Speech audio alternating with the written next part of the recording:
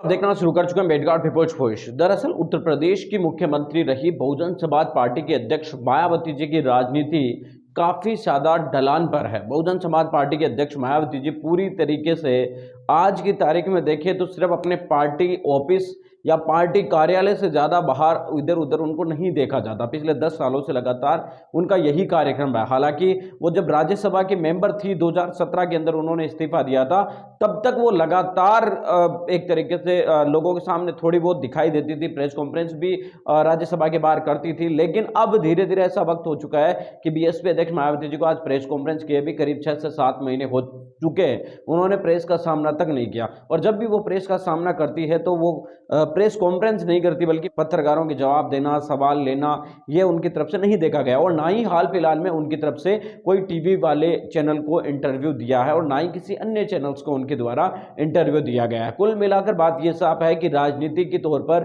पिछले 10 सालों से बीएसपी अध्यक्ष मायावती जी और बहुजन समाज पार्टी दोनों ही ढलान पर है।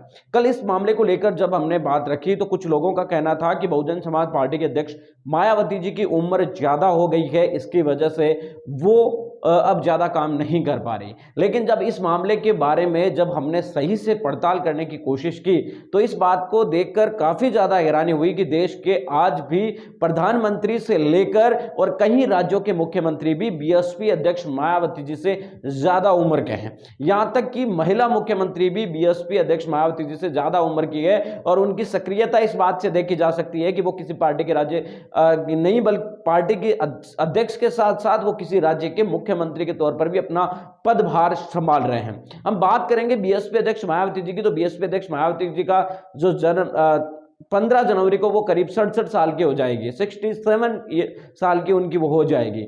और इस दौरान अगर हम देखें तो प्रधानमंत्री नरेंद्र मोदी की आयु, जो कि देश के प्रधानमंत्री है, कितनी रैलियां करते हैं, कितने रोड शो करते हैं, कितना कार्यक्रम उनका रहता है, प्रधानमंत्री के तौर पर वो अलग है, बल्कि पार्टी के लिए भी अगर हम बात करें तो वो चुनावी रैलियां, दौरे कितने ज्यादा उनके द्वारा किए जाते हैं, ये किसी से छुपे नहीं है। प्रधानमंत्री नरेंद्र मोदी की आयु इस वक्त 71 साल से ज्यादा की हो चुकी है।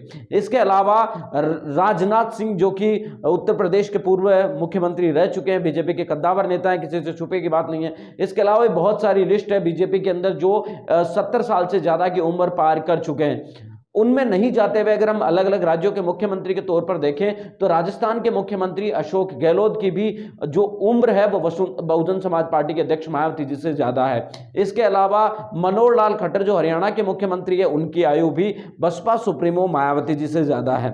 इसके अलावा एम.के. स्टालिन, जो कि काफी अच्छा काम कर रहे हैं पिछले कई दिनों से देखें तो वो भी बीएसपी अध्यक्ष मायावती जी से ज्यादा उम्र के हैं।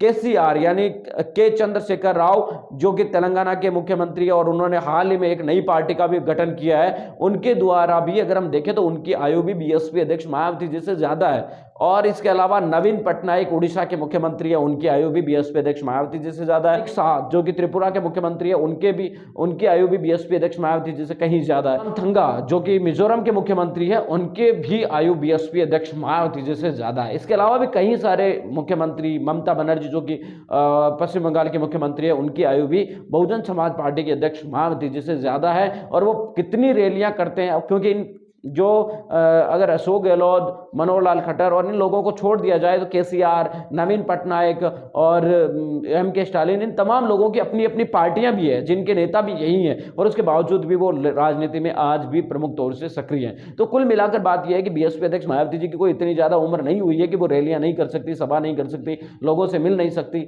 और अगर आप सक्रिय राजनीति में जब हैं और अपने आप को पार्टी का एज ए प्रेसिडेंट आप पेश कर रहे हैं तो आपको लोगों के बीच में सक्रियता तो रखनी ही पड़ेगी। हो सकता है कि 15 जनवरी के दिन उनकी 6 महीने 7 महीने बाद प्रेस कॉन्फ्रेंस सामने नजर आए। मुझे पता है कि बीएसपी से जुड़े हुए समर्थकों को इस बात की नाराजगी हो सकती है, लेकिन यह सच्चाई है कि हम बहानों से चुनाव नहीं जीत सकते। चुनाव जीतने के लिए आपको एक बहुत बड़ी स्ट्रेटजी और बहुत ही ताकत के साथ साथ दिन रात मेहनत की बहुत जरूरत होती है। आप इस तरीके से चुनाव नहीं जीत सकते जिस तरीके की वर्तमान परिस्थितियां हैं। और इन्हीं परिस्थितियों से जिन पार्टियों ने चुनाव लड़ा है उनकी स्थितियां आप देख सकते हैं कि उनकी क्या रही है। मिलेंगे इस नए वीडियो अपडेटों के साथ, अब तक आपसे लेते विदा। लाइक कीजिए, कमेंट कीजिए और शेयर